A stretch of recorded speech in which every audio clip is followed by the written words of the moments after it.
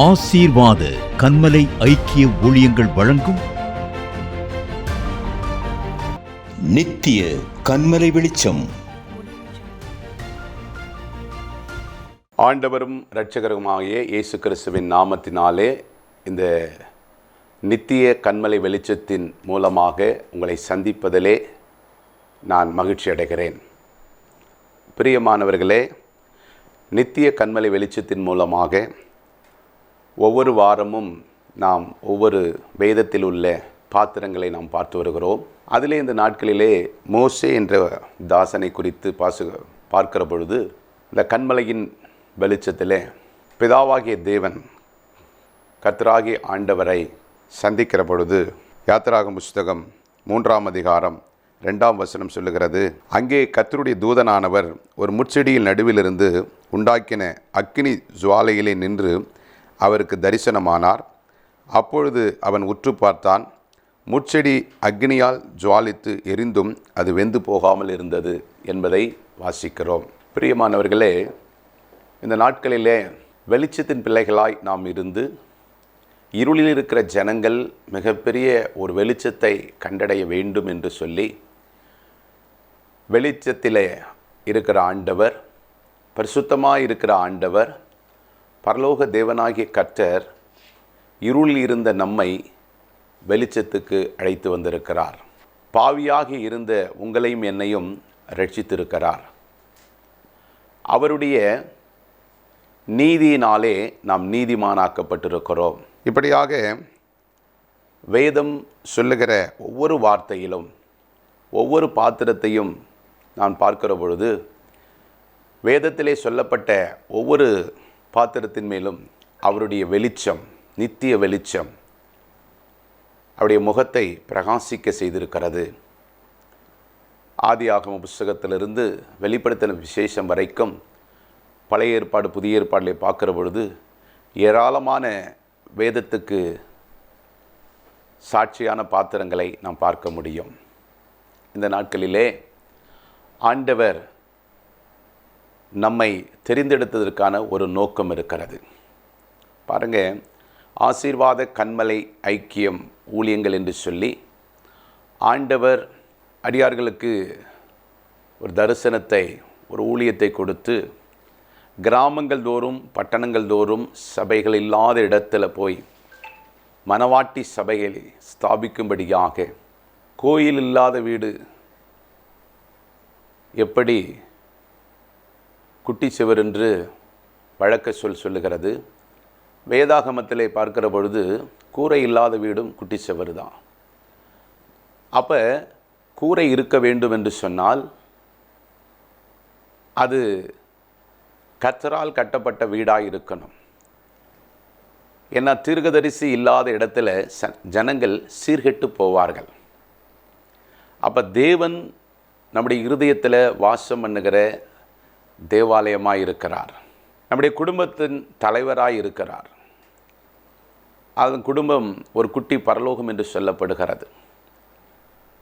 நம்முடைய கர்த்தர் நம்ம கொடுத்த ஊழியத்தில், சபைகளிலே கர்த்தர் அங்கு ராஜாதி ராஜாவாய் வீற்றிருக்கிறார். நம்மை வழிநடத்துகிற இரட்சகராய் இருக்கிறார். ஆகவே பிரியமானவர்களே, நம்மை ஆண்டவர் ஒரு காலத்தில் அவரை அறியாதிருந்த பொழுதும், அவர் நாமத்தை பற்றி கேள்விப்படாமல் இருந்த பொழுதும், பாவத்திலும் சாபத்திலும் உலக இச்சையிலும் விழுந்து கிடந்த பொழுதிலும் ஆண்டவர் நம்மை பெயர் சொல்லி அழைத்திருக்கிறார். தாயின் கருவில் உருவாகும் முன்னரே உன்னை அழைத்து அறிந்திருக்கிறேன் என்று சொன்ன ஆண்டவர், உன்னை பெயர் சொல்லி அழைத்தேன், நீ என்னுடையவன் என்னுடையவள் என்று சொல்லி ஏசாயா 43:1 சொல்லுகிறது போல, இந்த நாட்களிலே இந்த வார்த்தையை கேட்டுக்கொண்டிருக்கிற உங்கள் யாவரையும் தாயின் கருவிலே உங்கள் கருவை அவர் கண்கள் கண்டது. வினோதமாக, விசித்திரமாக உங்கள் தாயின் கர்ப்பத்திலே கர்த்தர் உங்களை கண்டெடுத்தார். அதுதான் இந்த வார்த்தைகளை இன்றைக்கு உங்களிடத்திலே பகிர்ந்து கொள்ளும்படியாக என்னையும், கேட்கத்தக்கதாக உங்களையும் இணைத்து நாம் எல்லாரும் ஒருங்கிணைந்து தேவனுடைய ராஜ்யத்தை கட்ட வேண்டும், நீதியை குறித்து பிரசங்கிக்க வேண்டும், பாவத்தை கண்டித்து உணர்த்த வேண்டும். ஒரு யோவான் ஸ்நானகன் வழியை ஆயத்தப்படுத்தினது போல இன்றைக்கு தேசம் முழுவதிலும் போய் நாம் சுவிசேஷத்தை அறிவிக்க வேண்டும். அப்பொழுதுதான் தேசத்துக்கு மிகப்பெரிய ஒரு எழுப்புதலை காண முடியும். இந்த கடைசி காலத்தில் தேவனுடைய வருகைக்கு முன்பாக ஒரு எழுப்புதல் வர வேண்டும். அப்படி என்று சொன்னால் மேகம் வராமல் மழை வராது. அப்போ எழுப்புதல் இல்லாமல் தேவனுடைய வருகை தாமதிக்கிறது. அப்போ எழுப்புதல் வர வேண்டும். எல்லோரும் அந்த எழுப்புதலை, மாம்சமான யாவர் மேலும் என் ஆவியை ஊற்றுவேன் என்ற அந்த வாக்குத்தத்தம் வசனம் நிறைவேற வேண்டும் என்று சொன்னால் சுவிசேஷ வெளிச்சம் தேசமெங்கிலும் போக வேண்டும், பட்டணம் எங்கும் போக வேண்டும், குடிகள் எங்கும் போக வேண்டும். அப்பொழுதுதான் ஒரு மிகப்பெரிய ஒரு எழுப்புதலை உலகம் சந்திக்கும். உலகம் தழுவிய ஒரு எழுப்புதல் உண்டாகும். பாருங்க, இந்த மோசே என்ற பாத்திரத்தை பார்க்கிற பொழுது நீங்கள் வேதாகமத்தில் முதலாவது எழுப்புதலை நீங்கள் நமக்கு தந்த ஒரு தேவ மனிதன் என்று சொன்னால் அது மோசே. அந்த மோசேயின் மூலமாகத்தான் எகிப்திலிருந்து அடிமைகளாய் கிடந்த ஜனங்களை கானானுக்கு தேவன் வாக்கு பண்ணின கானான் தேசத்துக்கு போய் அதை சுதந்தரித்து கொள்ள தேவன் அவருக்கு வாக்கு பண்ணின பொழுதும் அந்த அடிமைத்தனத்திலிருந்து அவர்களை மீட்டு கொண்டு வர ஒரு இரட்சகன் இல்லாமல் அந்த ஜனங்கள் மிகவும் கொடுமைப்படுத்தப்பட்டு அடிமைப்படுத்தப்பட்டு ஆலோட்டிகளின் நிமித்தம் கூக்குரலிட்டார்கள். அது தேவ சந்நிதியிலே எட்டினது என்பதை நாம் பார்க்கிறோம். இந்த 3ஆம் அதிகாரத்திலே நாம் வாசிக்கிற பொழுது மோசேயுடைய வாழ்க்கையில் 3 விதமாய் பிரிக்கப்பட்டிருக்கிறது. ஒன்று 40 வருடமாய், ஒன்று பிறப்பிலே அரண்மனைக்கான காரியம். நல்ல பார்வோன் குமாரத்திலே வளர்கிற மோசே, அவன் பிறப்பிலும் பல போராட்டங்கள் இருப்பதை, அவருடைய பிறப்பிலே இருக்கிற போராட்டத்தை நாம் அறிந்திருக்கிறோம். ஆனாலும் அவர் எப்படி கொண்டு வந்து வளர்க்கப்படுகிறார், பார்வோன் குமாரத்தினிடத்திலே அவர் எப்படி வளர்கிறார், அங்கே எப்படி வாக்கிலே வல்லவராய் இருக்கிறார், அவர் அரண்மனை வாழ்க்கை எப்படி வாழ்கிறார் என்பதையெல்லாம் அறிந்திருக்கிறோம். அந்த 40 வருஷங்களை அந்த அரண்மனை வாழ்க்கை பார்வோன் குமாரத்தின் மகன் என்று சொல்லப்படுகிற காரியத்திலே வளர்கிறதை பார்க்கிறோம். அடுத்தபடியாக 40 வருஷம் வனாந்தர வாழ்க்கை. ஒரு நல்ல மாளிகையில், ஒரு பார்வோன் குமாரத்தினுடைய அரண்மனையில் செல்வ செழிப்போடு வாக்கிலே வல்லவன் என்று சொல்லி சகல சாஸ்திரங்களையும் கற்றுத் தேர்ந்தவன் என்று சொல்லி மோசேயை போல ஒருவர் இருந்தது இல்லை என்று சொல்லுகிற அளவுக்கு எகிப்துடைய காரியங்களிலே அவ்வளவு தீவிரமாயிருந்த மோசே தன்னுடைய சொந்த சகோதரர்களை அவர்கள் அடிமைப்படுத்தி, அவர்களை வேதனைப்படுத்தி, அவர்களை கொடுமைப்படுத்துகிற பொழுது அதை பார்க்கிற மோசே ஒரு கொலை செய்து விடுகிறான். தன்னுடைய சொந்த சகோதரனுக்கு ஒரு எகிப்தியன் அவனை மிகவும் வேதனைப்படுத்துகிற பொழுது அவனுக்கு விரோதமாய் எழும்பி அவனை மடங்கடித்து அவனை ஒன்றுமில்லாமல் செய்து விடுகிறான். ஆனால் அதை சொந்த சகோதரர்கள் தனக்கு தான் மோசே பரிந்து பேசுகிறான் என்பதை அறியாமல் இருந்தார்கள். மோசேயை குற்றம் கண்டுபிடிக்கிறார்கள். காரியம் வெளிப்படுகிற பொழுது தன்னுடைய சொந்த சகோதரர்கள் இருவர் ஒருவருக்குள் பகைத்து கொள்ளுகிற பொழுது அங்கே ஒரு சமாதான தூதுவனாக மோசே சொல்லுகிற பொழுது அவர்கள் அதை ஏற்றுக்கொள்ள மனதில்லாமல், எனக்கு உன்னை அதிகாரியாய் வைத்தது யார் என்று சொல்லி அதற்கு முந்தின நடந்த அந்த காரியங்களை சொல்லுகிற பொழுது மோசே பயந்தவனாய் எகிப்து ராஜாவுக்கு பயந்து மீதியான் தேசத்துக்கு ஓடுகிறதை நாம் பார்க்கிறோம்.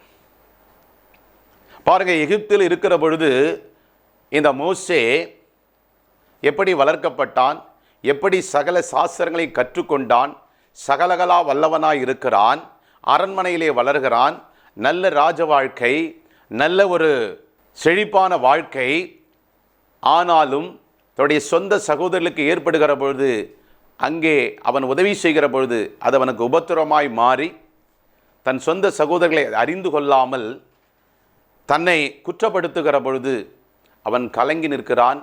பயந்து காரியம் வெளிப்பட்டு விடுமோ என்று சொல்லி பயந்து வனாந்திரத்துக்கு ஓடுகிறதை பார்க்கிறோம்.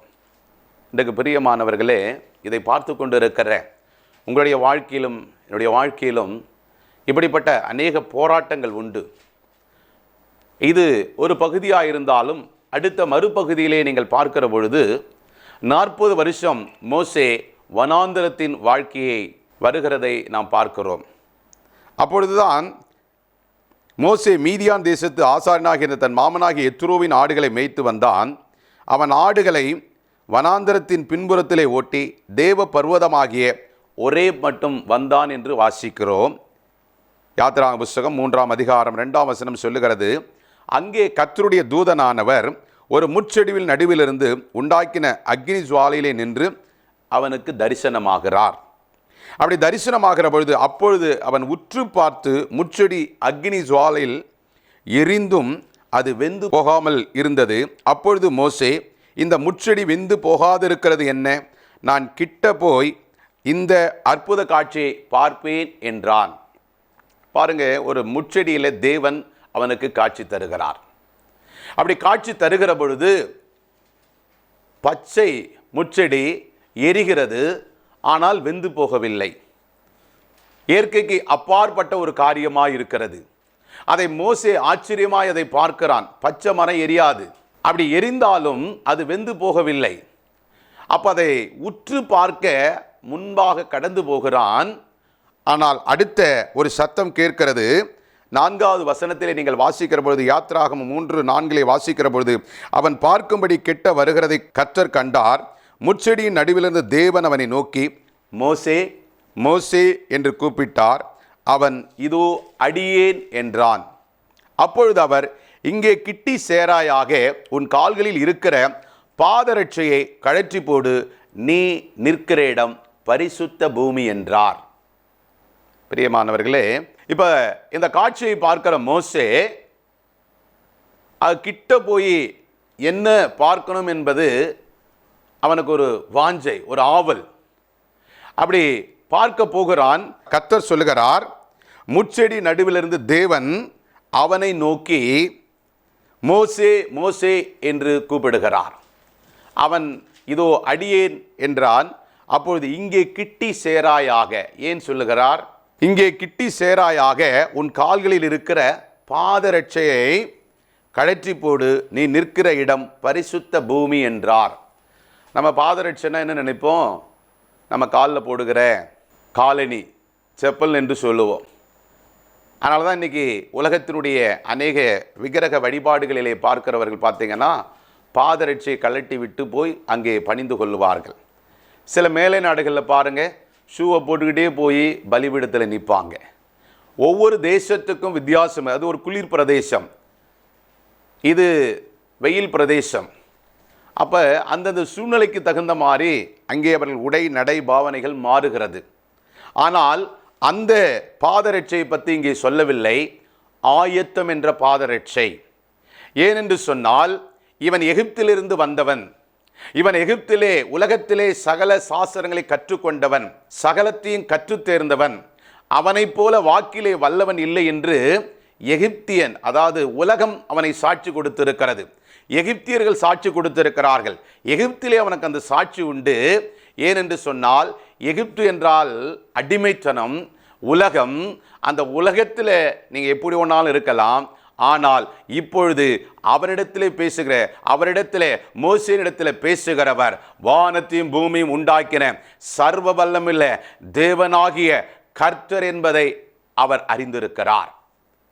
கர்த்தர் அவரோடு பேசுகிறார், மோசேயோடு பேசுகிறார். இதோ அடியேன் என்று சொல்லுகிறார். அப்ப கிட்டி சேராயாக, இப்பொழுது உனக்கு இருக்கிற அந்த ஆயத்தம் போதாது என்று சொல்லுகிறார். அப்படின்னா ஆண்டவர் மோசேயை அழைத்தது போல உங்களையும் என்னையும் அழைத்திருக்கிறார். அதுவும் உங்களையும் என்னையும் பெயர் சொல்லி அழைத்திருக்கிறார். நீ என்னுடையவன் என்னுடையவள் என்று சொல்லியிருக்கிறார். ஒருவேளை நீங்கள் ரட்சிக்கப்பட்டு ஊழியம் செய்து பலவிதமான காரியங்களை செய்து உங்களுக்கு இந்த உலகத்தில், ஊழியத்தில், உங்கள் ஸ்தாபனத்தில், தரிசனத்தில் பல அனுபவங்கள் இருக்கும். அனுபவத்தை கொண்டு ஆண்டவரிட கிட்டி சேர முடியாது. அனுபவத்தை கொண்டு கர்த்தரிடத்தில் பேசிவிட முடியாது. இன்னைக்கு பாருங்க, ஆரம்பத்தில் வருகிற பொழுது சில ஊழியர்கள், தேவனுடைய பிள்ளைகள் ஆரம்பத்தில் வருகிற பொழுது ஆரம்ப ஊழிய நாட்களில் பயபக்தியோடு, பரிசுத்தத்தோடு, நடுக்கத்தோடு இருப்பார்கள். கொஞ்சம் எக்ஸ்பீரியன்ஸு நல்ல வர வர வர என்ன ஆகும்னா அந்த பயம் கொஞ்சம் கொஞ்சமாக கம்மியாகிட்டு வரும். ஏன்னா எக்ஸ்பீரியன்ஸ் இருக்கிறது.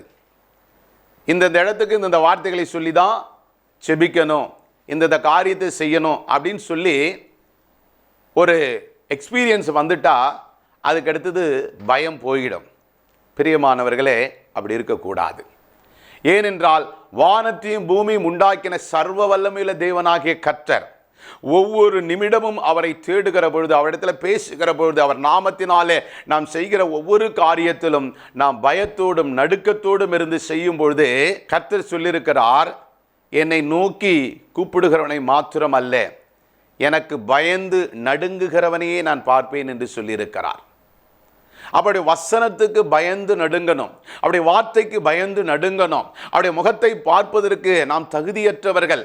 நம்முடைய பரிசுத்தத்தினாலே, நம்முடைய நீதியினாலே, நம்முடைய படிப்பினாலே, நம்முடைய வேத வசனத்தினாலே, நம்முடைய எக்ஸ்பீரியன்ஸினாலே எதையும் பெற்றுக்கொள்ள முடியாது, சாதிக்க முடியாது.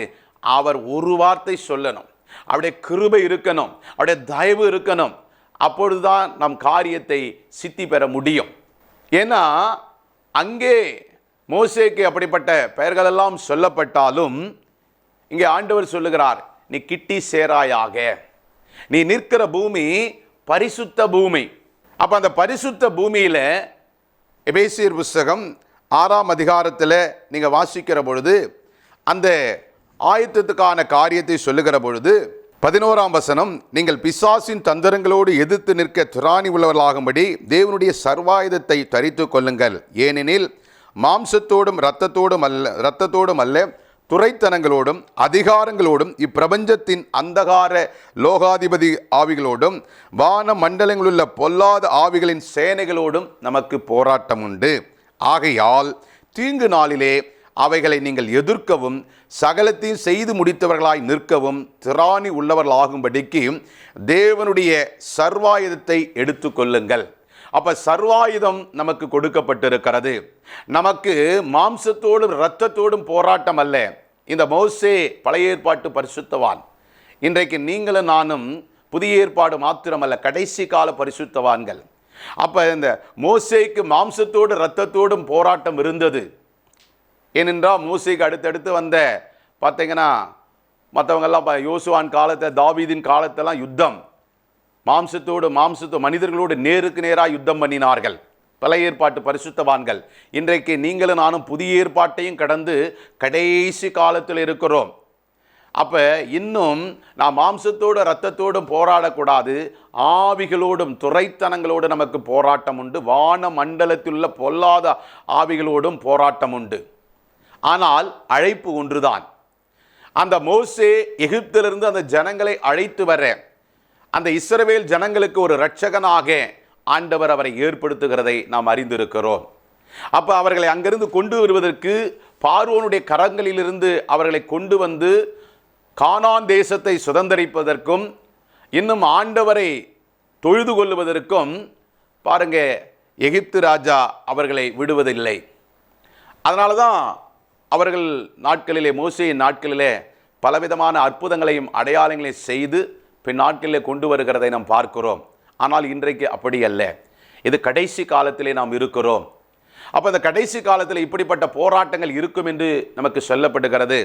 பிரியமானவர்களே, இதை பார்த்து கொண்டிருக்கிற இன்றைக்கு நீங்களும் நானும் இது கடைசி காலமாக இருப்பதனாலே சத்தியம் என்னும் கட்சியை உங்கள் அறையிலே கட்டினவர்களாயும், நீதி என்னும் மார்க்கவசத்தை தரித்தவர்களாயும், சமாதானத்தின் சுவிசேஷத்துக்குரிய ஆயத்தம் என்னும் பாதரட்சை கால்களிலே தொடுத்தவர்களாயும், பொல்லாங்கனியும் அக்னி அஸ்திரங்களை எல்லாம் அவித்து போடத்தக்கதாய் எல்லாவற்றுக்கும் மேலாக விசுவாசம் என்னும் கேடகத்தை பிடித்து கொண்டவர்களாயும் நில்லுங்கள். 17 இரட்சண்யம் என்னும் தலைச்சீராவையும் தேவ வசனமாகிய ஆவியின் பட்டயத்தையும் எடுத்துக்கொள்ளுங்கள்.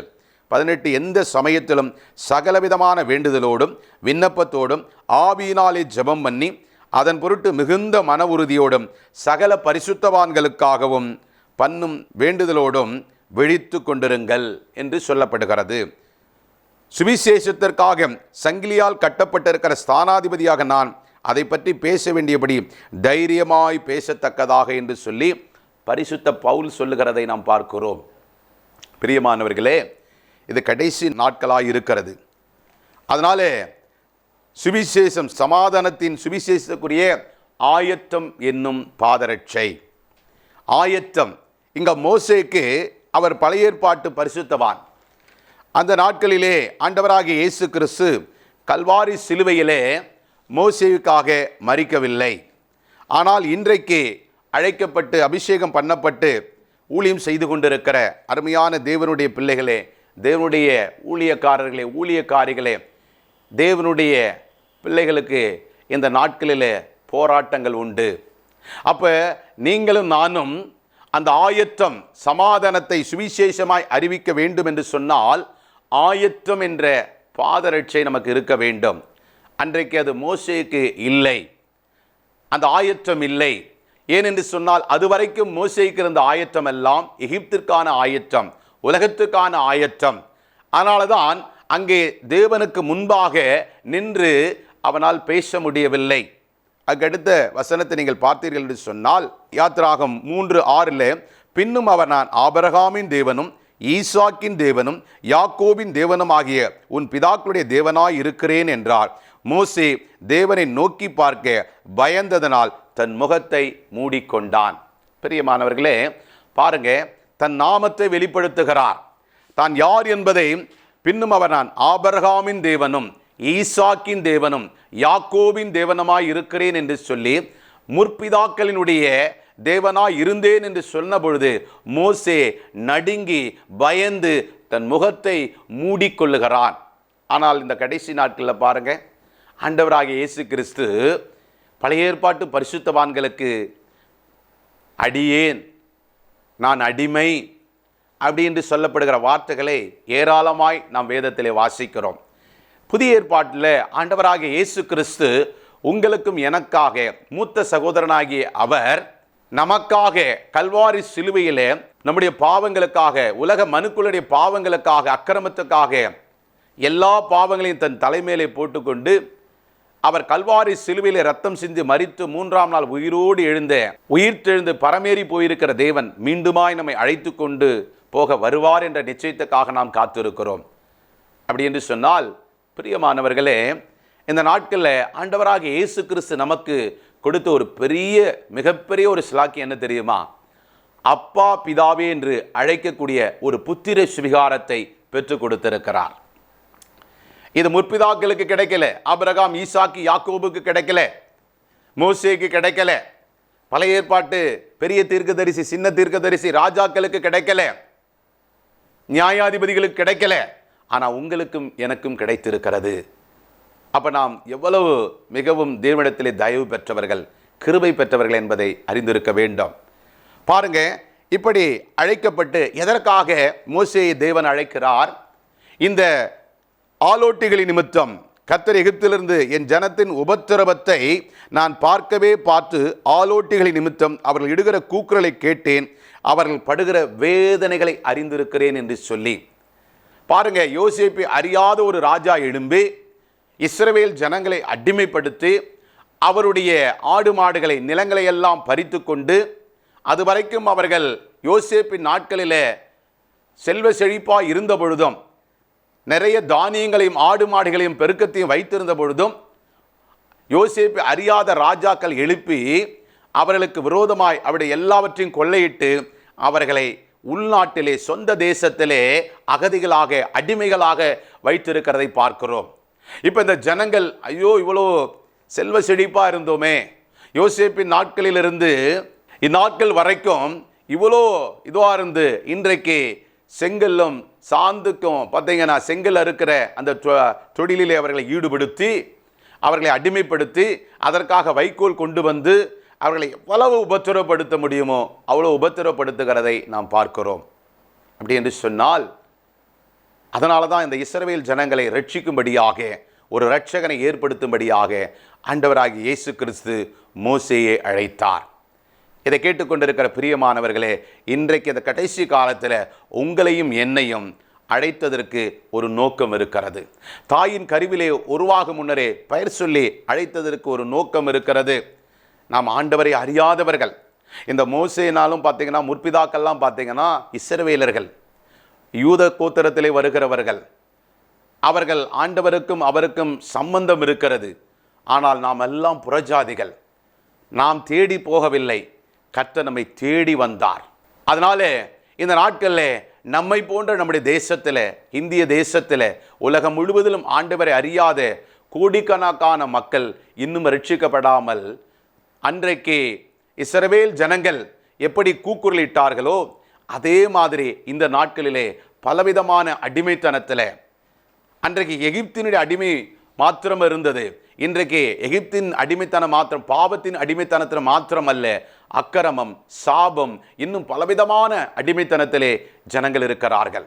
அதிலிருந்து அவர்கள் மீட்கப்பட வேண்டும் என்பதற்காக கர்த்தர் இந்த கடைசி நாட்களிலே உங்களையும் என்னையும் அழைத்து அவருடைய ரட்சிப்பை எங்கும் போய் காண்பித்து ராஜ்யத்துக்கு அவர்களை திருப்பும்படியாக, சுவிசேஷம் அறிவிக்கும்படியாக அந்த நித்திய கன்மலை வெளிச்சம், அந்த நித்திய வெளிச்சம் படுகிற பொழுது பாருங்கள், இருளில் இருக்கிற ஜனங்கள் வெளிச்சத்தை, இயேசு கிறிஸ்துவை கண்டு ரட்சிக்கப்பட்டு தேவனுடைய ராஜ்யத்துக்கு திரும்புவார்கள். பிரியமானவர்களே, இதை கேட்டுக்கொண்டிருக்கிற நீங்களும் நானும் அப்போ இன்றைக்கு எந்த இடத்துல இருக்கிறோம், அழைப்பிலே நாம் எப்படி இருக்கிறோம், நாம் எப்படி முன்னெடுத்து செல்ல விரும்புகிறோம், எந்த இடத்திலே தடுமாறுகிறோம் என்பதை அறிந்து இந்த நாட்களிலே மோசேயின் மேல் ஆண்டவர் சந்தித்தது போல இன்றைக்கு இந்த செய்தி வழியாய் உங்களை சந்தித்து இருக்கிறார்.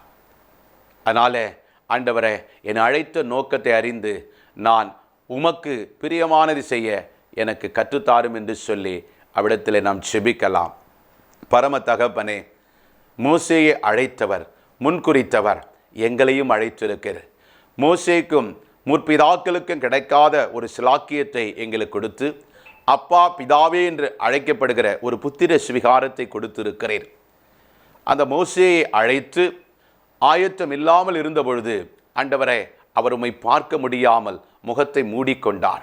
இன்றைக்கு நாங்கள் இயேசுவே இரட்சகரே என்று சொல்லி உம்முடைய நாமத்தை எந்த இடத்திலிருந்து கூப்பிட்டாலும் ஆண்டவரே, நீர் எங்களோடு பிரசன்னமாகிற தேவன், நீர் பேசுகிற தகப்பன், நீங்கள் பேசுகிற எங்கள் மூத்த சகோதரர், நீங்கள் பேசுகிற என் மனவாளன், நீங்கள் பேசுகிற எங்களுடைய போதகர் ஐயா, இந்த நாட்களிலே எந்த நோக்கத்திற்காக ஆண்டவரை எங்களை அழைத்து வந்தீரோ, எந்த நோக்கத்திற்காக தெரிந்தெடுத்தீரோ, எந்த நோக்கத்திற்காக ரட்சித்தீரோ, எந்த நோக்கத்திற்காக இந்த ஊழியத்தை கொடுத்தீரோ, ஆண்டவரை அந்த நோக்கத்தை நிறைவேற்றத்தக்கதாக இந்த கடைசி காலத்தில் மாம்சமான யாவர் மேலும் என் ஆவியை ஊற்றுவேன் என்று சொன்னீரேன். அப்பொழுது உங்கள் குமாரர்களும் உங்கள் குமாரத்திகளும் தீர்க்க தரிசனம் சொல்லுவார்கள் என்று சொன்னீரேன்.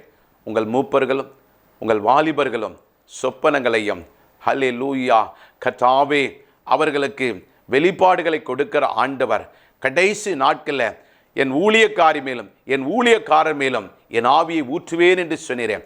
மாம்சமான யாவர் மேலும் ஆவியை ஊற்ற ஆண்டவர் எங்களை தெரிந்தெடுத்த நோக்கத்தை நிறைவேற்ற இதோ இந்த நாளிலே ஆயத்தம் என்னும் பாதரட்சையை நாங்கள் தொடுத்து கொண்டு சுவிசேஷ அறிவிக்கத்தக்கதாக அபிஷேகம் ஏசாயா 61 எதற்காக சுவிசேஷகனாய் அபிஷேகம் செய்தீரோ, எதற்காக சபையை கொடுத்தீரோ, எதற்காக ஆண்டவருடைய அப்போஸ்தல ஊழியத்தை கொடுத்தீரோ, எதற்காக தீர்க்க தரிசன வரங்களை ஊழியத்தை கொடுத்தீரோ, எதற்காக போதகத்தை கொடுத்தீரோ, எதற்காக மிஷனரியாய் பணி அமர்த்தினீரோ, எதற்காக நன்மை செய்கிற காரியங்களை எங்களுக்கு வாக்கு பண்ணினீரோ, எங்களுக்கு கொடுத்த வரங்கள், வல்லமைகள், தாளந்துகள் கிரியை செய்து உம்முடைய வெளிச்சத்தின் பிள்ளைகளாய் மற்றவர்களை மாற்ற எங்களுக்குள்ள அந்த வெளிச்சமும் வெளிப்பாடும் கர்த்தருடைய மகிமையும் அற்புதங்களும் அடையாளங்களும் இதை கேட்டுக்கொண்டிருக்கிற, இதை பார்த்து கொண்டிருக்கிற ஒவ்வொரு ஊழியக்காரன் மேலும் ஒவ்வொரு ஆண்டவரை ரட்சிக்கப்பட்ட ஒவ்வொரு பிள்ளைகளும், இன்னும் ரட்சிக்கப்படாத ஆண்டவரை அறியாமல் இருக்கிற அநேக பிள்ளைகள் மேலும் ஆண்டவர் இரட்சகராகிய இயேசு கிறிஸ்து சீக்கிரம் வரப்போகிறார் என்று சொல்லி அவரை அறிந்து, ஆண்டவரை அந்த நாளை அறிந்து இந்த கடைசி நாட்களில் கர்த்தாவே மனம் திரும்பி தேசத்தில் மிகுந்த ஒரு பெரிய எழுப்புதல் உண்டாகத்தக்கதாக கர்த்தர் இந்த நாட்களிலே ஒவ்வொருவரோடும் இடைப்பட்டு இந்த கடைசி நாட்கள் ஆயத்தத்துக்காக, உங்களுடைய வருகைக்கான ராஜ்யத்துக்காக ஒவ்வொருத்தரையும் ஆயத்தப்படுத்தி ஆதாயப்படுத்தும்படியாக ஆண்டவரே ஒப்பு கொடுக்கிறோம். இந்த நாட்களில் இவருடைய வாழ்க்கையில் மிகுந்த ஒரு பெரிய அற்புதங்களையும் அடையாளங்களையும் செய்து கடைசி நாட்களில் மாம்சமான யாவர் மேலும் ஆவியை ஊற்றுவேன் என்று சொன்னேன். அந்த ஆவியை ஊற்றத்தக்கதான அபிஷேகத்தை கொடுக்கும்படியாய் ஊற்றி அநேகலை தேவ ராஜ்யத்துக்கு திருப்பும்படியாய் செபிக்கிறோம். உடைய திருநாமம் மகிமைப்படட்டும். எழும்பி பிரகாசி, உன்மேல ஒளி வந்தது என்று சொன்ன வார்த்தையின்படி இன்றைக்கு இந்த நித்திய கண்மலை வெளிச்சத்தின் மூலமாக ஒவ்வொரு மேலும் உடைய வெளிச்சம் உதிக்கப்படுவதாக, அந்த வெளிச்சத்தின் பிள்ளைகளாய் மாறி அநேகளுக்கு வெளிச்சத்தின் திருப்புகிற விளக்காய் இவர்களை மாற்றும்படியாய் செபிக்கிறோம். நீர் அப்படியே செய்து அற்புதங்களினாலும் அடையாளங்களினாலும் அதிசயங்களை காணப்பண்ணுவேன் என்று சொல்லி உடைய வார்த்தையின்படி இதை கேட்டுக்கொண்டிருக்கிற யாவர் மேலும் ஆண்டவரே உடைய இருதயத்தின் வேண்டுதல்களை நீ அருளச் செய்யும்படியாய் செபிக்கிறோம். உடைய திருநாமம் மகிமைப்படட்டும். இயேசு கிறிஸ்துவின் நாமத்தில் ஜெபிக்கிறோம் ஜீவனுள்ள நல்ல பிதாவே, ஆமீன், ஆமீன். God bless you. கர்த்ததாமே உங்களை ஆசீர்வதிப்பாராக.